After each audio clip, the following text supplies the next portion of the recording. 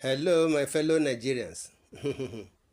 Simon Ekpa's deputy, Ngozi Orabueze, reveals plans to free him, that is Ekpa, from detention in Finland.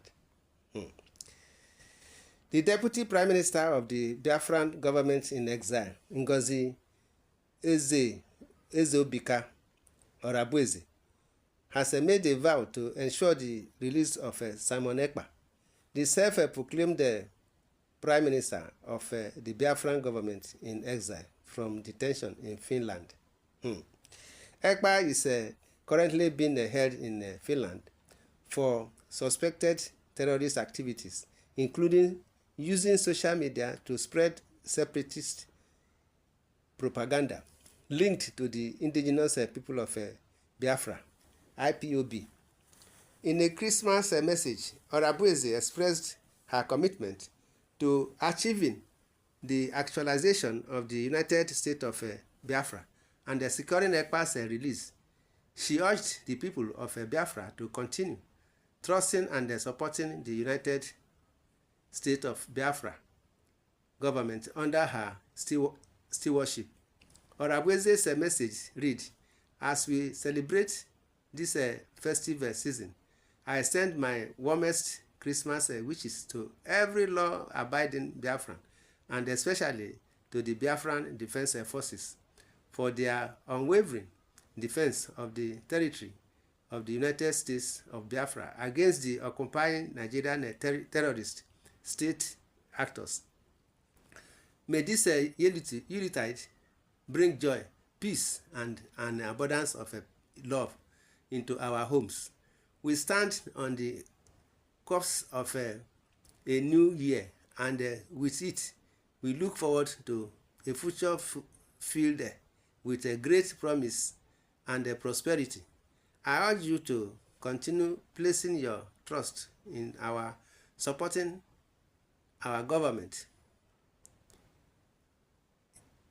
The United States of Biafra government under my stewardship. Together, we are working tirelessly towards the recognition of our country and preparing for the triumphant return of our able Prime Minister, Ekpa Simon Njoku. He leads and will continue to lead us through the final stretch of our journey to realize the dream of the United States of Biafra as an independent sovereign nation, guided by the principles of justice, fairness, and equity. My brothers and sisters, this is what Orabueze is saying. In a related issue, hear what Asari Dokubo is saying concerning Nnamdi Kanu and Sam Ekpa. You see, the leader of the old militant, Asari Dokubo, as the leader of the indigenous people of Biafra, Nnamdi Kanu had once captivated millions of supporters with his cause for an independent Biafra. Asari Dokubo says, Nnamdi Kanu is not to be trusted. Asari Dokubo slams IPOB.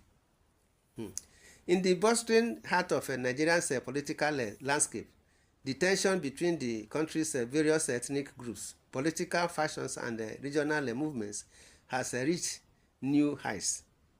As the leader of the indigenous people of Biafra, Nnamdi Kanu had once captivated billions of supporters with his cause for an independent Biafra, but his arrest in 2021 sparked a nationwide outcry and division.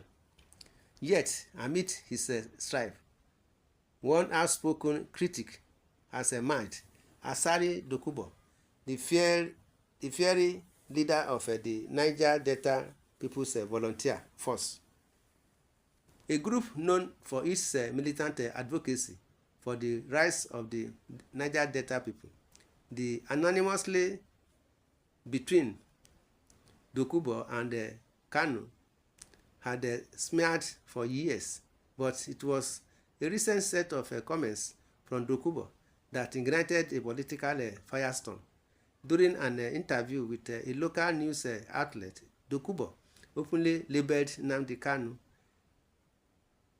a not to be trust somebody, and accused him of manipulating the youth of the Southeast for his own personal gain. Anyone who supports Nnamdi Kanu is supporting an untrustworthy somebody. Dokunbo said, his voice firm and unwavering. Kanu doesn't care about Biafra. He cares only about himself and his pockets. He uses the innocent blood of our people to advance his selfish agenda. The reaction was immediate and intense. Supporters of Kanu, many of whom are members of IPOB, rallied behind their leader, calling Dokunbo's accusations nothing more than a calculated attempt to discredit the Biafran cause.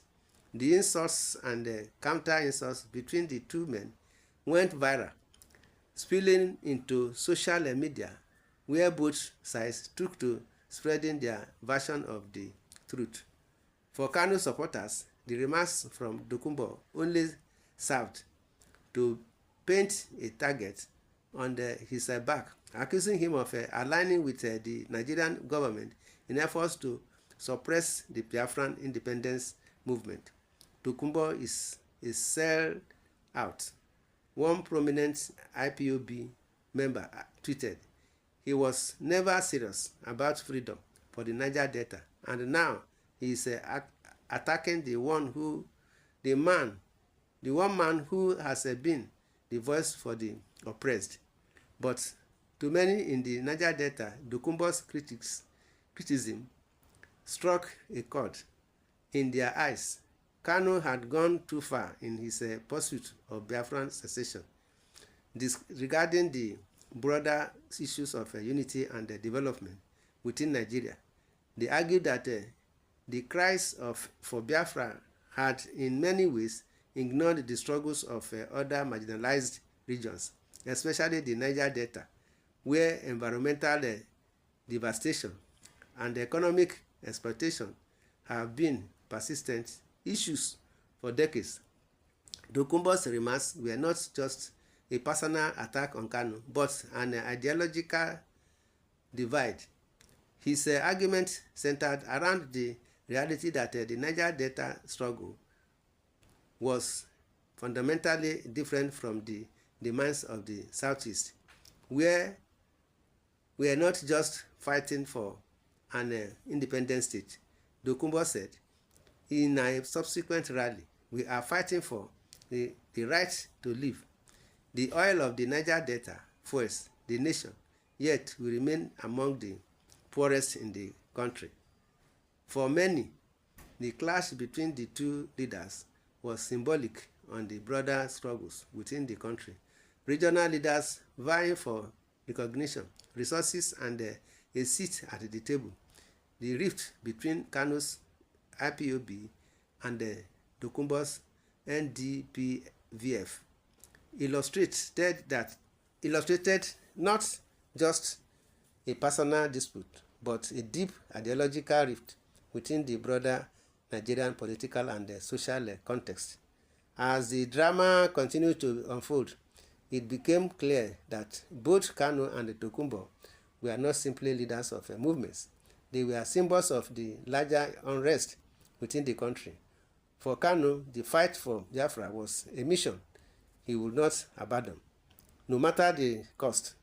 For Dokunbo, the battle was about survival of his people and their future, which to him would only be secure through unity, not division. My brothers and sisters, this is what we are saying, that Dokunbo and Kanu, including Ekpa, well, they are on a different course. In the comment section, you are free to say your opinion. Subscribe to this channel, share, love and like. God bless Nigeria. Thanks and God bless. Amen.